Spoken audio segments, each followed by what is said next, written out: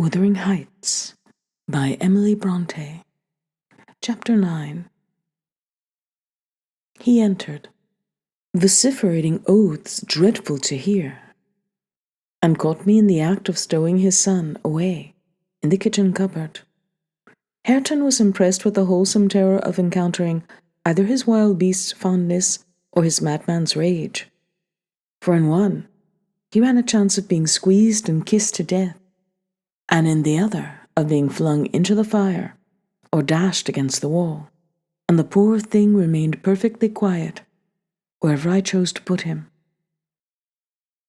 "There, I found out at last," cried Hindley, pulling me back by the skin of the neck like a dog. "By heaven and hell, you've sworn between you to murder that child." "I know how it is, now that he's always out of my way. But with the help of Satan, I shall make you swallow the carving knife, Nellie. You needn't laugh, for I've just crammed Kenneth head downmost in the Black Horse Marsh. And 2 is the same as 1, and I want to kill some of you. I shall have no rest till I do." "But I don't like the carving knife, Mr. Hindley," I answered. "It has been cutting red herrings. I'd rather be shot if you please." "You'd rather be damned," he said. "And so you shall. No law in England can hinder a man from keeping his house decent, and mine's abominable. Open your mouth." He held the knife in his hand and pushed its point between my teeth, but, for my part, I was never much afraid of his vagaries. I spat out and affirmed it tasted detestably. I would not take it on any account. "Oh?" said he, releasing me. "I see that hideous little villain is not Hareton. I beg your pardon, Nell. If it be, he deserves flaying alive for not running to welcome me and for screaming as if I were a goblin. Unnatural cub. Come hither. I'll teach thee to impose on a good-hearted, deluded father. Now, don't you think the lad would be handsomer cropped? It makes a dog fiercer, and I love something fierce. Get me a scissors, something fierce and trim. Besides, it's infernal affectation, devilish conceit it is to cherish our ears. We're asses enough without them. Hush, child, hush. Well then, it is my darling. Wisht, dry thy eyes, there's a joy. Kiss me. What, it won't? Kiss me, Hareton. Damn thee. Kiss me, by God, as if I would rear such a monster. As sure as I'm living, I'll break the brat's neck." Poor Hareton was squalling and kicking in his father's arms with all his might, and redoubled his yells as he carried him upstairs and lifted him over the banister. I cried out that he would frighten the child into fits, and ran to rescue him.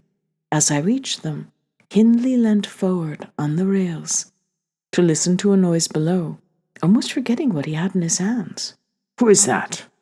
he asked, hearing someone approaching the stairs foot. I leant forward also, for the purpose of signing to Heathcliff, whose step I recognized, not to come further, and at the instant when my eye quitted Hareton, he gave a sudden spring, delivered himself from the careless grasp that held him, and fell. There was scarcely time to experience a thrill of horror before we saw that the little wretch was safe. Heathcliff arrived underneath just at the critical moment. By a natural impulse, he arrested his descent and, setting him on his feet, looked up to discover the author of the accident. A miser who has parted with a lucky lottery ticket for 5 shillings and finds next day he has lost in the bargain £5,000, could not show a blanker countenance than he did on beholding the figure of Mr. Earnshaw above. It expressed, plainer than words could do, the intensest anguish at having made himself the instrument of thwarting his own revenge. Had it been dark, I dare say he would have tried to remedy the mistake by smashing Hareton's skull on the steps, but we witnessed his salvation and I was presently below with my precious charge pressed to my heart. Hindley descended more leisurely, sobered and abashed. "It's your fault, Ellen," he said. "You should have kept him out of sight. You should have taken him from me.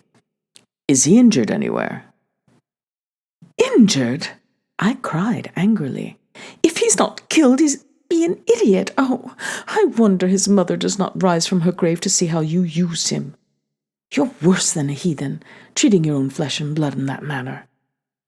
He attempted to touch the child, who, on finding himself with me, sobbed off his terror directly. At the first finger his father laid on him, however, he shrieked again, louder than before, and struggled as if he would go into convulsions.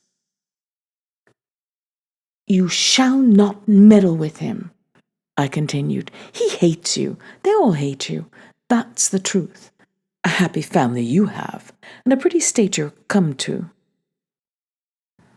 "I shall come to a prettier yet, Nellie," laughed the misguided man, recovering his hardness. "At present, convey yourself and him away, and hark you, Heathcliff, clear you too, quite from my reach and hearing. I wouldn't murder you tonight unless, perhaps, I set the house on fire. That's as my fancy goes." While saying this, he took a pint bottle of brandy from the dresser and poured some into a tumbler. "Nay, don't," I entreated. "Mr. Hindley, do take warning. Have mercy on this unfortunate boy, if you care nothing for yourself." "Anyone will do better for him than I shall," he answered. "Have mercy on your own soul," I said, endeavoring to snatch the glass from his hand. "Not I. On the contrary, I shall have great pleasure in sending it to perdition to punish its maker," exclaimed the blasphemer. "Here's to its hearty damnation." He drank the spirits and impatiently bade us go, terminating his command with a sequel of horrid imprecations, too bad to repeat or remember.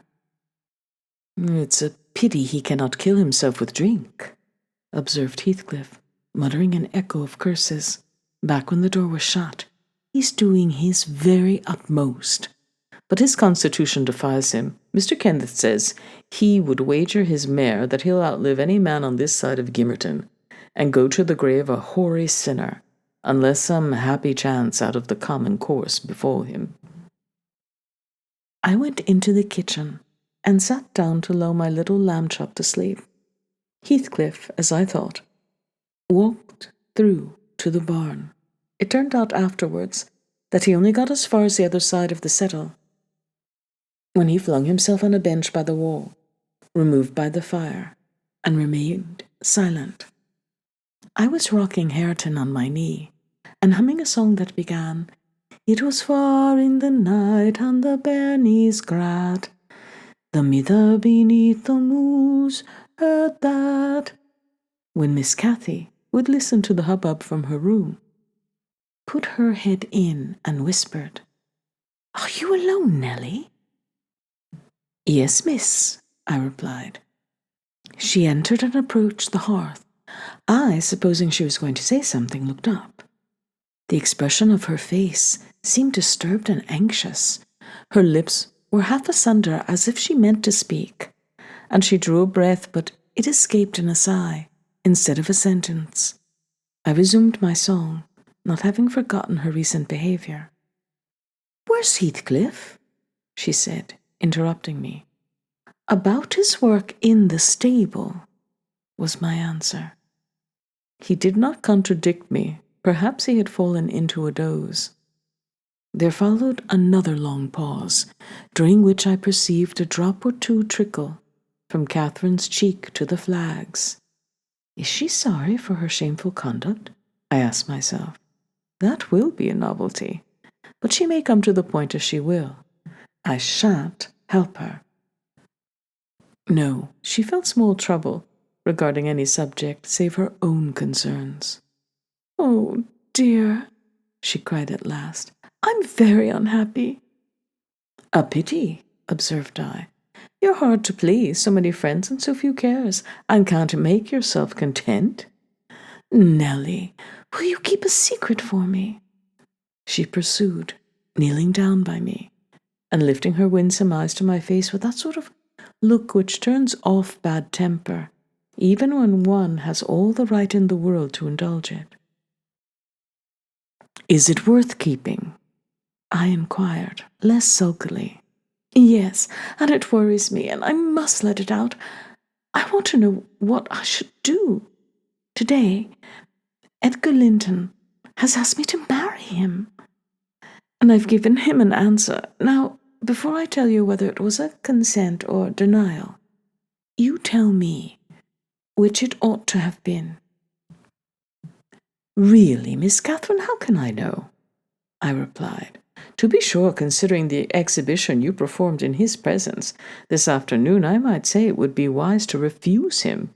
Since he asked you after that, he must either be hopelessly stupid or a venturesome fool. If you talk so, I won't tell you any more, she returned, peevishly, raising to her feet. I accepted him, Nelly. Be quick, and say whether I was wrong. You accepted him? Then what good is it discussing the matter? You have pledged your word, and cannot retract. But say whether I should have done so. Do, she exclaimed, in an irritated tone, chafing her hands together, and frowning.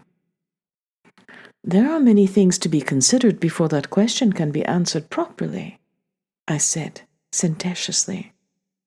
First and foremost, do you love Mr. Edgar? Who can help it? Of course I do, she answered. Then I put her through the following catechism. For a girl of 22, it was not injudicious. Why do you love him, Miss Cathy?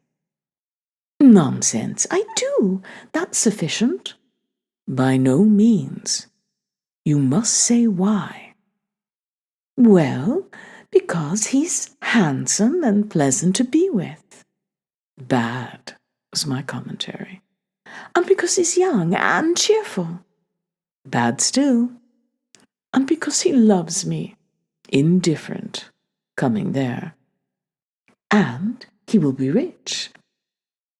And I shall like to be the greatest woman of the neighborhood, and shall be proud of having such a husband.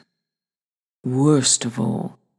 And now, say how you love him. As everybody loves. You're silly, Nelly. Not at all. Answer. I love the ground under his feet and the air over his head, and everything he touches and every word he says. I love all his looks and all his actions and him entirely, and all together. There now. And why? Nay, you are making a jest of it. It is exceedingly ill-natured. It's no jest to me, said the young lady, scowling, and turning her face to the fire. I'm very far from jesting, Miss Catherine, I replied. You love Mr. Edgar because he is handsome and young and cheerful, and rich, and loves you. The last, however, goes for nothing. You would love him without that probably, and with it you wouldn't unless he possessed the former 4 attractions. No, to be sure not. I should only pity him, hate him perhaps, if he were ugly and a clown. But there are several other handsome, rich young men in the world, handsomer possibly, and richer than he is. What should hinder you from loving them? If there be any, they are out of my way. I've seen none like Edgar. You may see some, and he won't always be handsome and young, and may not always be rich. He is now, and I have only to do with the present. I wish you would speak rationally. Well, that settles it. If you have only to do with the present, marry Mr. Linton.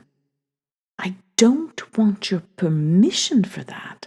I shall marry him, and yet you have not told me whether I'm right.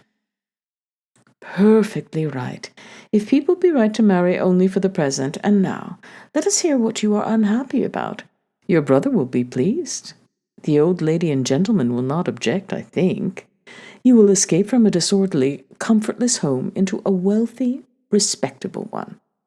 And you love Edgar, and Edgar loves you. All seems smooth and easy. Where's the obstacle? Here and here, replied Catherine, striking one hand on her forehead and the other on her breast. In whichever place the soul lives, in my soul and in my heart, I'm convinced I'm wrong. That's very strange. I cannot make it out. It's my secret, but if you will not mock at me, I'll explain it. I can't do it distinctly, but I'll give you a feeling of how I feel. She seated herself by me again. Her countenance grew sadder and graver, and her clasped hands trembled. Nellie, do you ever dream queer dreams? She said, suddenly, after some minutes' reflection. Yes, now and then, I answered. And so do I. I've dreamt in my life dreams that have stayed with me ever after, and changed my ideas. They've gone through and through me like wine through water, and altered the colour of my mind, and this is one. I'm going to tell it, but take care not to smile at any part of it. Oh, don't, Miss Catherine, I cried. We're dismal enough without conjuring up ghosts and visions to perplex us. Come, be merry, and like yourself. Look at little Hareton. He's dreaming nothing dreary. How sweetly he smiles in his sleep. Yes, and how sweetly his father curses in his solitude. You remember him, I dare say, when he was just another as that chubby thing, nearly as young and innocent. However, Nellie, I shall oblige you to listen. It's not long, and I've no power to be merry tonight. I won't hear it, I repeated hastily. I was superstitious about dreams then, and am still, and Catherine had an unusual gloom in her aspect that made me dread something from which I might shape a prophecy and foresee a fearful catastrophe. She was vexed, but she did not proceed. Apparently taking up another subject, she commenced in a short time. If I were in heaven, Nellie, I should be extremely miserable. Because you are not fit to go there, I answered. All sinners would be miserable in heaven. But it's not for that. I dreamt once that I was there. I tell you, I won't hearken to your dreams, Miss Catherine. I'll go to bed. I interrupted again. She laughed and held me down, for I made a motion to leave my chair. This is nothing, cried she. I was only going to say that heaven did not seem to be my home, and I broke my heart with weeping to come back to earth, and the angels were so angry that they flung me out into the middle of the heath, on top of Wuthering Heights, where I woke sobbing for joy. That will do to explain my secret, as well as the other. I've no more business to marry Edgar Linton than I have to be in heaven. And if the wicked man in there had not brought Heathcliff so low, I shouldn't have thought of it. It would degrade me to marry Heathcliff now. So he shall never know how I love him. And that, not because he's handsome, Nellie, but because he's more myself than I am. Whatever our souls are made of, his and mine, are the same. And Linton's as different as a moonbeam from lightning, or frost from fire. Ere this speech ended, I became sensible of Heathcliff's presence. Having noticed a slight movement, I turned my head and saw him rise from the bench and steal out noiselessly. He had listened till he heard Catherine say it would degrade her to marry him, and then he stayed to hear no further.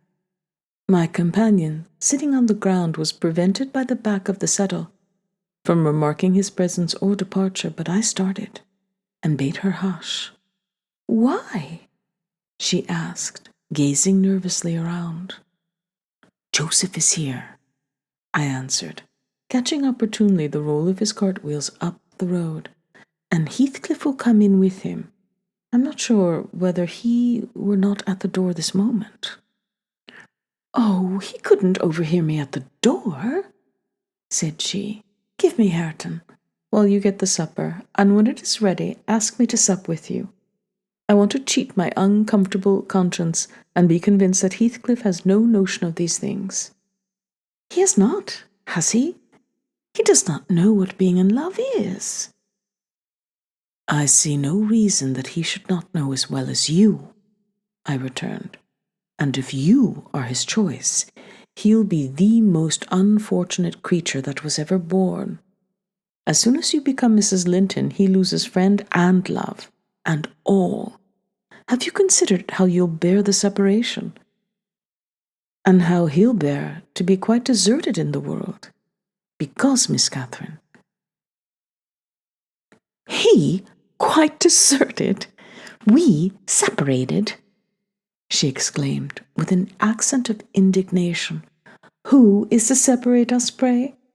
They'll meet the fate of Milo, not as long as I live, Ellen, for no mortal creature, every Linton on the face of the earth might melt into nothing before I can consent to forsake Heathcliff. Oh, that's not what I intend. That's not what I mean. I shouldn't be Mrs. Linton were such a price demanded. He'll be as much to me as he has been all his lifetime. Edgar must shake off his antipathy and tolerate him at least. He will, when he learns my true feelings towards him. Nelly, I see now you think me a selfish wretch, but did it never strike you that if Heathcliff and I married, we should be beggars, whereas, if I marry Linton, I can aid Heathcliff to rise and place him out of my brother's power? With your husband's money, Miss Catherine? I asked. You'll find him not so pliable as you calculate upon, and though I'm hardly a judge, I think that's the worst motive you've given yet for being the wife of young Linton. It is not, retorted she. It is the best. The others were the satisfaction of my whims, and for Edgar's sake, too, to satisfy him. This is for the sake of one who comprehends in his person my feelings to Edgar and myself. I cannot express it, but surely you and everybody have a notion that there is, or should be, an existence of yours beyond you. What were the use of my creation if I were entirely contained here? My great miseries in this world have been Heathcliff's miseries, and I watched and felt each from the beginning. My great thought in living is himself. If all else perished, and he remained, I should still continue to be. And if all else remained, and he were annihilated, the universe would turn to a mighty stranger. I should not seem a part of it. My love for Linton is like the foliage in the woods. Time will change it, I'm well aware, as winter changes the trees. My love for Heathcliff resembles the eternal rocks beneath, a source of little visible delight, but necessary. Nelly, I am Heathcliff. He's always, always in my mind, not as a pleasure, any more than I am always a pleasure to myself, but as my own being. So don't talk of our separation again. It is impracticable, and— She paused and hid her face in the folds of my gown, but I jerked it forcibly away. I was out of patience with her folly. If I can make any sense of your nonsense, miss, I said, it only goes to convince me that you are ignorant of the duties you undertake in marrying, or else that you are a wicked, unprincipled girl. But trouble me with no more secrets. I'll not promise to keep them. You'll keep that? She asked, eagerly. No. I'll not promise, I repeated. She was about to insist when the entrance of Joseph finished our conversation, and Catherine removed her seat to a corner, and nursed Hareton, while I made the supper. After it was cooked, my fellow servant and I began to quarrel who should carry some to Mr. Hindley, and we didn't settle it till all was nearly cold. Then we came to the agreement that we would let him ask if he wanted any, for we feared particularly to go into his presence when he had been some time alone. And how is it now to come in from the field be this time? What is he about? Good idle seert, demanded the old man, looking round for Heathcliff. I'll call him, I replied. He's in the barn, I've no doubt. I went and called, but got no answer. On returning, I whispered to Catherine that he had heard a good part of what she said, I was sure, and told her how I saw him quit the kitchen, just as she complained of her brother's conduct regarding him.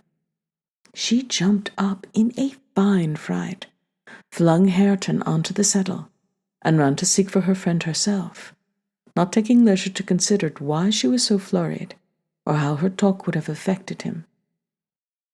She was absent such a while that Joseph proposed we should wait no longer. He cunningly conjectured they were staying away in order to avoid hearing his protracted blessing.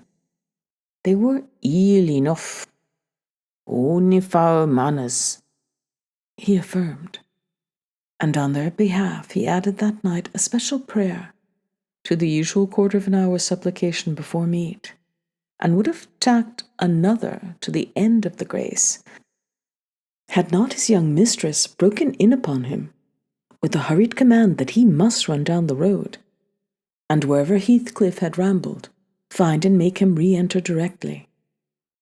I want to speak to him, and I must, before I go upstairs, she said. And the gate is open. He is somewhere out of hearing, for he would not reply, though I shouted at the top of the fold as loud as I could. Joseph objected at first. She was too much in earnest, however, to suffer contradiction, and at last he placed his hat on his head and walked grumbling forth. Meantime, Catherine paced up and down the floor, exclaiming, I wonder where he is. I wonder where he can be. What did I say, Nellie? I've forgotten. Was he vexed at my bad humour this afternoon? Dear, tell me what I've said to grieve him. I do wish he'd come. I do wish he would. What a noise for nothing, I cried, though rather uneasy myself. What a trifle scares you. It's surely no great cause of alarm that Heathcliff should take a moonlight saunter on the moors, or even lie too sulky to speak to us in the hayloft. I'll engage he's lurking there. See if I don't ferret him out. I departed to renew my search. Its result was disappointment, and Joseph's quest ended in the same. Yon lad gets warned war, observed he on re-entering. He left the gate at a full swing, and Mrs. Pony has trodden down 2 rigs of corn, and plotted through, right o'er into the meadow. Handsome diver, t' master'll play t' devil to morn, and he'll do weel. His patience he sell with sich careless, offald craters. Patience in sell he is. But he'll not be so loose. Ya see, all on ye, ya mutton druv him out of his head for nowt. Have you found Heathcliff, you ass? Interrupted Catherine. Have you been looking for him as I ordered? I thought more like a looking for the horse, he replied. It would be to more sense, but I can look for no other horse, no man of a need like this, as black as the chimbley, and Heathcliff's none to chap to coom at my whistle. Happen he'll be less so hard healing, will ye? It was a very dark evening for summer. The clouds appeared inclined to thunder, and I said we had better all sit down. The approaching rain would be certain to bring him home without further trouble. However, Catherine would not be persuaded into tranquillity. She kept wandering to and fro, from the gate to the door, in a state of agitation, which permitted no repose, and at length took up a permanent situation on one side of the wall, near the road, where, heedless of my expostulations, and the growling thunder, and the great drops that began to plash round her, she remained, calling at intervals, and then listening, and then crying outright. She beat Hareton, or any child, at a good passionate fit of crying. About midnight, while we still sat up, the storm came rattling over the heights in full fury. There was a violent wind as well as thunder, and either one or the other split a tree off at the corner of the building. A huge bough fell across the roof, and knocked down a portion of the east chimney stack, sending a clatter of stones and soot into the kitchen fire. We thought a bolt had fallen in the middle of us, and Joseph swung on to his knees, beseeching the Lord to remember the patriarchs, Noah and Lot, and, as in former times, spare the righteous, though he smote the ungodly. I felt some sentiment that it must be a judgment on us also. The Jonah, in my mind, was Mr. Earnshaw, and I shook the handle of his den that I might ascertain if he were yet living. He replied audibly enough, in a fashion that made my companion vociferate more clamorously than before, that a wide distinction might be drawn between saints like himself and sinners like his master.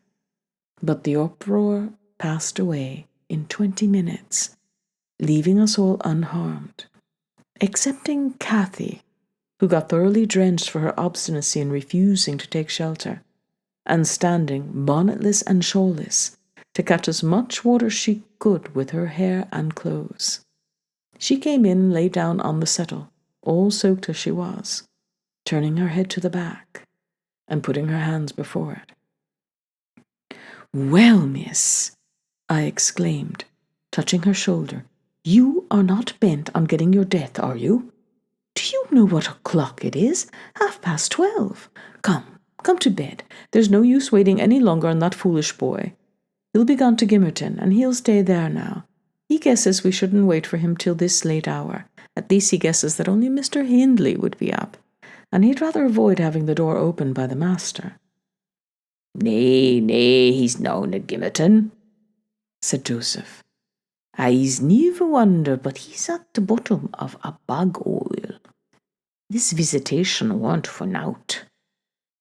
And I wot happy to look out, miss. You might be to next. Thank heaven for all walks together, for go ye to them as is chosen, and bite out from the rubbish. You now wet the scriptures." And he began quoting several texts, referring us to chapters and verses where we might find them. I, having vainly begged the wilful girl to rise and remove her wet things, left him preaching and her shivering, and betook myself to bed with little Hareton, who slept as fast as if everyone had been sleeping round him.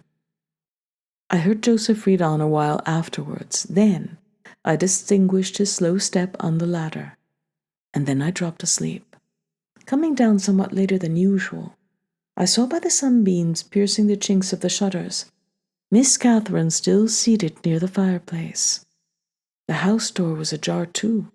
Light entered from its unclosed windows.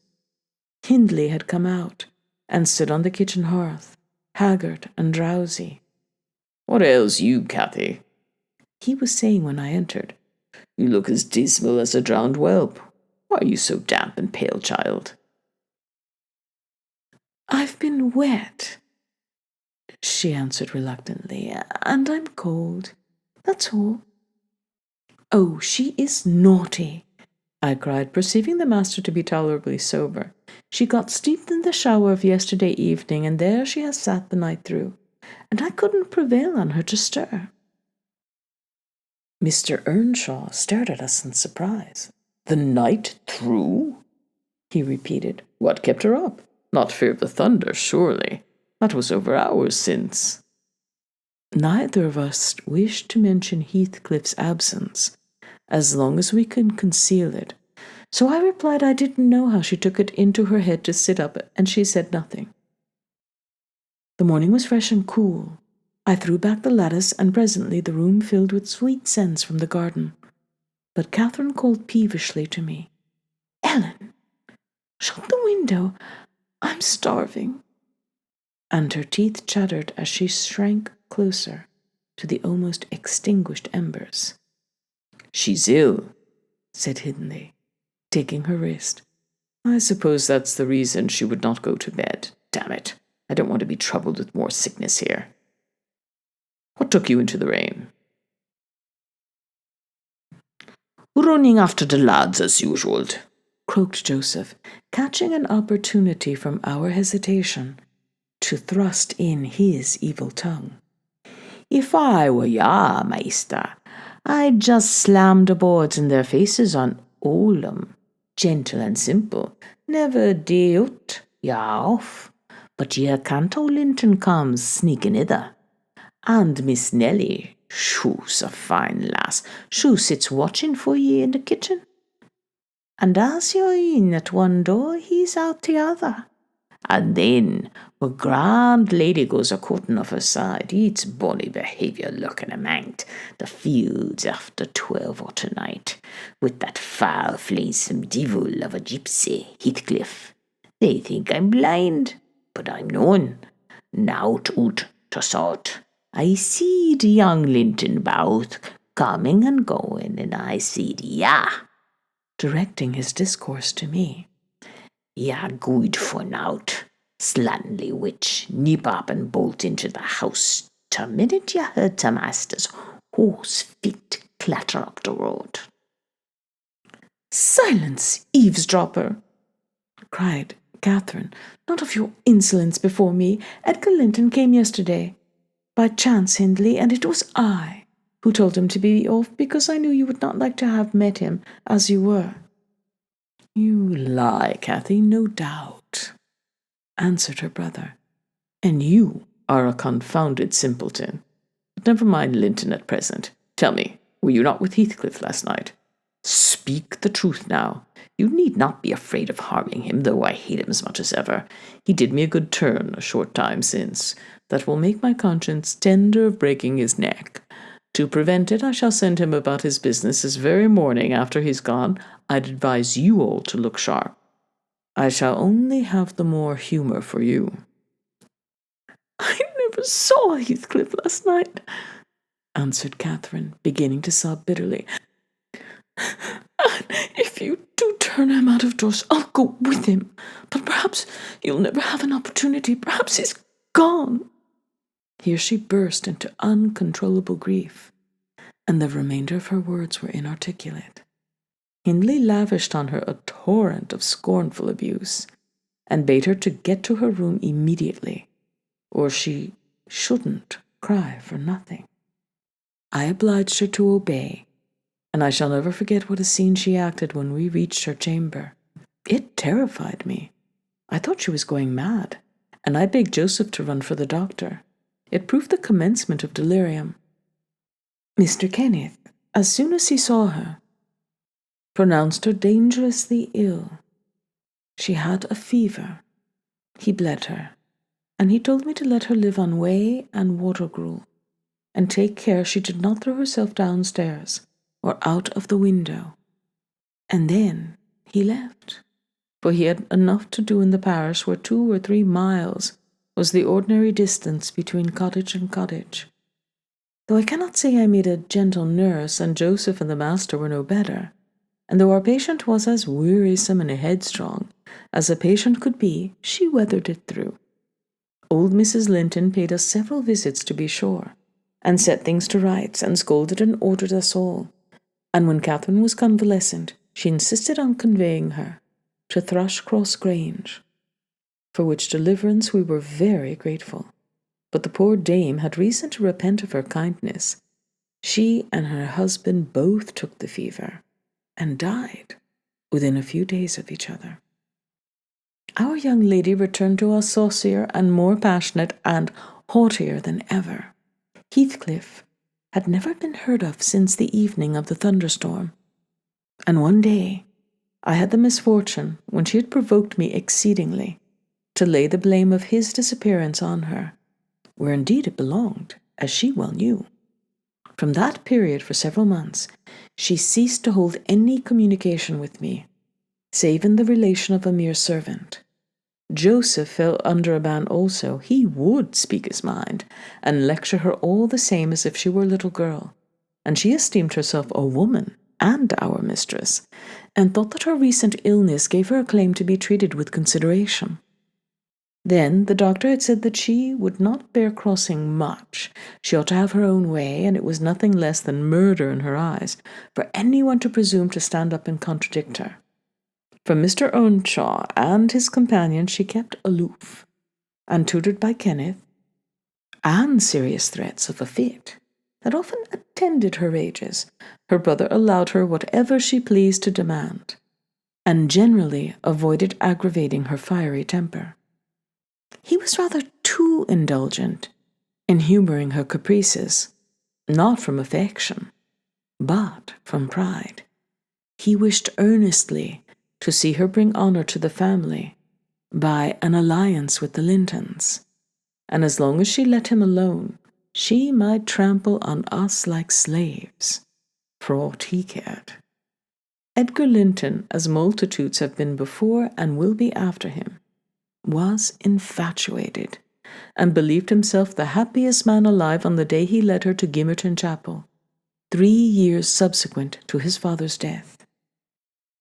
Much against my inclination, I was persuaded to leave Wuthering Heights and accompany her here. Little Hareton was nearly 5 years old, and I had just begun to teach him his letters.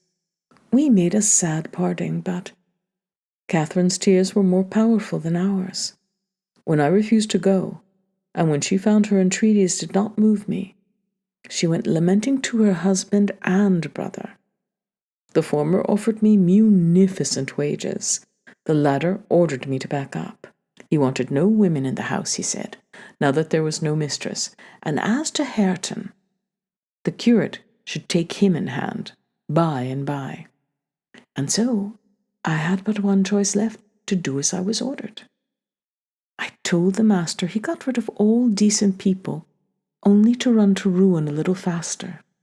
I kissed Hareton, said good-bye, and since then he has been a stranger, and it's very queer to think it, but I've no doubt he has completely forgotten all about Ellen Dean, and that he was ever more than all the world to her, and she to him. At this point of the housekeeper's story, she chanced to glance towards the timepiece over the chimney, and was in amazement on seeing the minute hand measure 1:30. She would not hear of staying a second longer. In truth, I felt rather disposed to defer the sequel of her narrative myself. And now that she has vanished to her rest, and I have meditated for another hour or two, I shall summon courage to go also, in spite of aching laziness of head and limbs.